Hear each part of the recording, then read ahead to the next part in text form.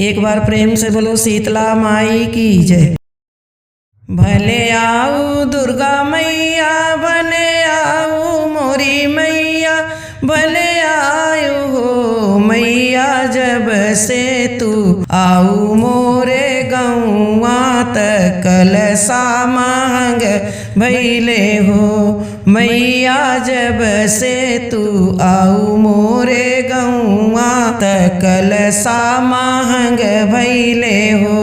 भले आऊ हे मैया, भले आयु दुर्गा मैया, भले आयु हो मैया जब से तू आयु मोरे गौआ त कलसा मांग भैले हो। भले आऊ शीतला मैया, भले आयु मोरी मैया, भले आयु हो मैया जब से तू आऊ मोरे गौआ त दहिया मांग भैले हो। मैया जब से तू आऊ मोरे गौआ त घियना मांग भैले हो।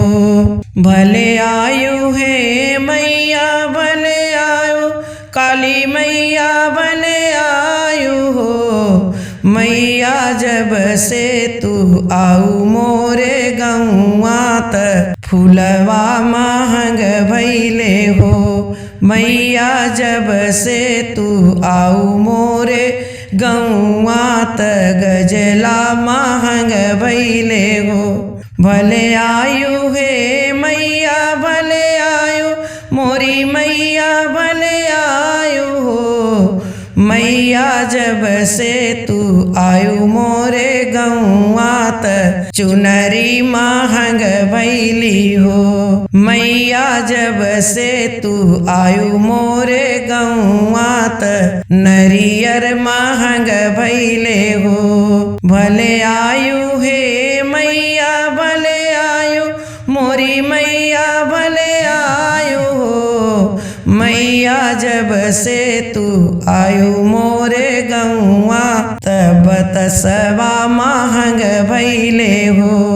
धरिया मांग भैले मैया, चुनरिया मांग भैले हो मैया बनिया के घरवा पे गईली, लवंगिया मांग भैली हो। मैया बनिया के घरवा पे गईली, लवंगिया मांग भैली हो।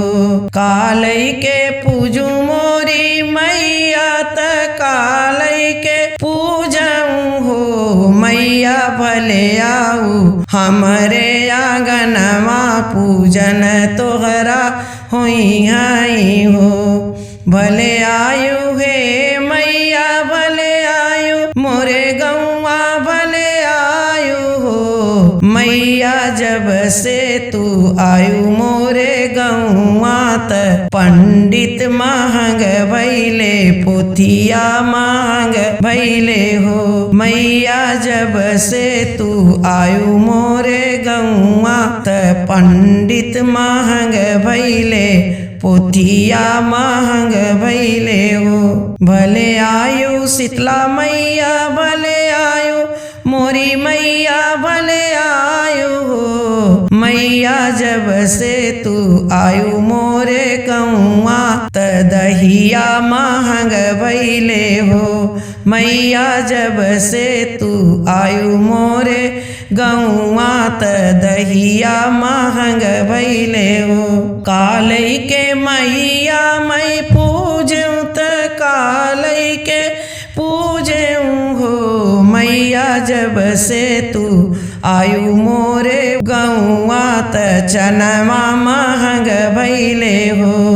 मैया जब से तू आयु मोरे गौआ त चनवा मांग भैले हो।